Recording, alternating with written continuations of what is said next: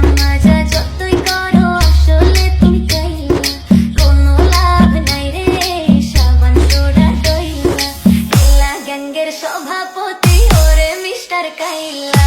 কাইলা কাইলা কাইলা যাইস না রে তুই চইলা, হাতের কাছে পাইলে তোরে কান্ডা দিমু মিলা। তোর থেকে অনেক ভালো আমগো দাদু ভুইলা।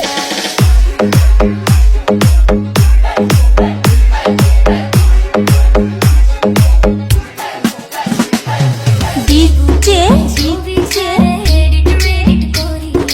ইউসুফ